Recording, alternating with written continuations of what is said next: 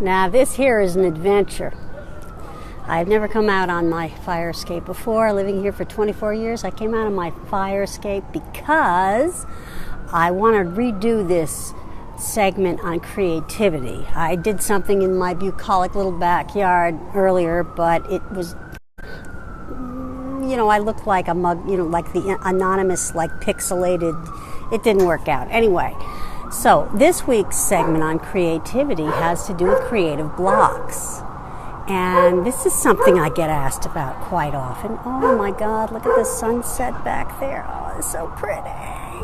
I love living in Brooklyn. It's just awesome. Anyway, we digress. Creative blocks. Highly individual matter. What kind of creative block are we really talking about here? It's like, there are as many ways to be blocked creatively as there are individuals who feel creatively blocked. So it's hard to address this in any particular useful ways, but I will give you some general techniques that I have recommended to clients in one variation or another that seem to help. So are you somebody who has an idea that you want to get out into the world, but you keep aborting every impulse because you're so sure it's derivative or it's just not worthy of the light of day, so you never even commit anything to paper, or if you do, you tear it up, right? You start doing a monologue and you stop. You just feel self-conscious, you feel it's stupid, you start, you rehearse, and then you decide that you just, for the perfectionistic stuff. Well, remedy for that is a deadline. In most cases, a deadline.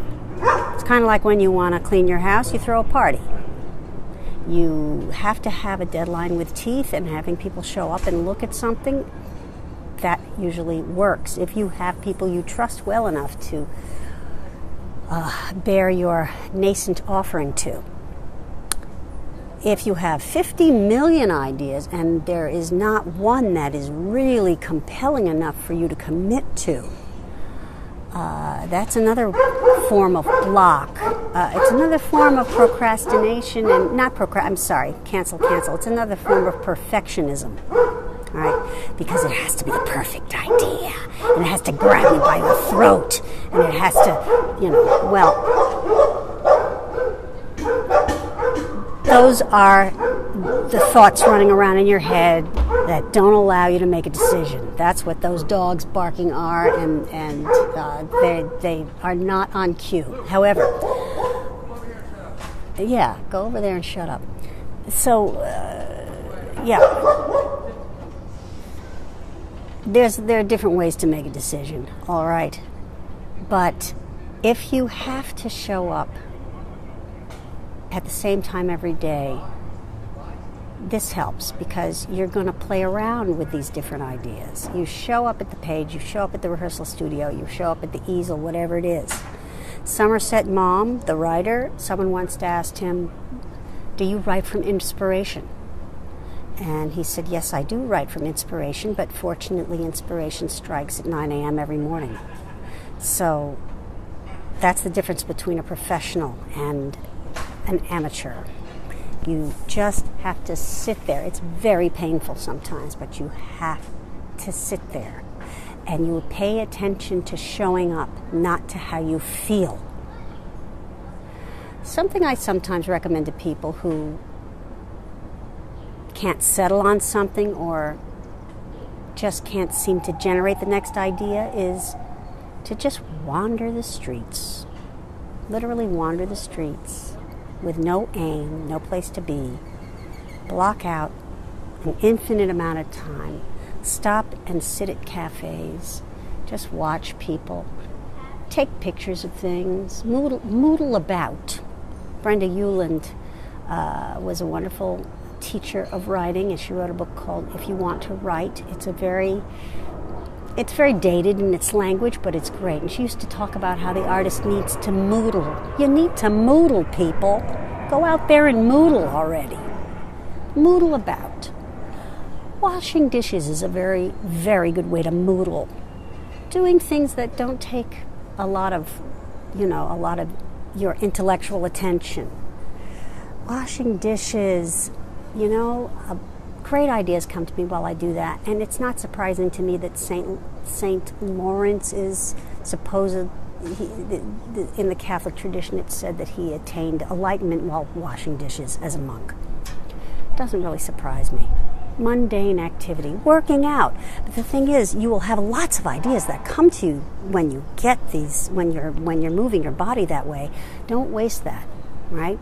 You've got a little recording app on your phone, grab the idea. You've got a little piece of paper, scribble it down, okay? So those are some suggestions. Another one is look at your old work. Believe it or not, look at work you've done in the past. Sometimes you realize, it wasn't so bad. Sometimes it is just darn right inspiring, and you say, I did that then, but I have so much more to say now, in fact. Proceed from there. What you can also do is take a piece of writing and start to copy it.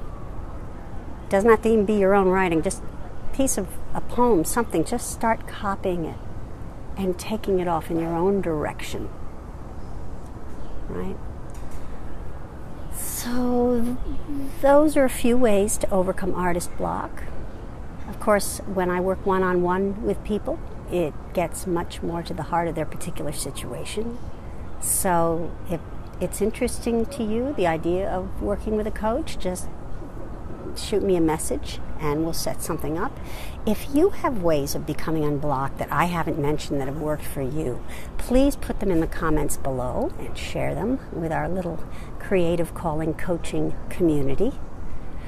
And that'll be it till next Friday. This is Rati Gorfine signing off. Thanks for watching.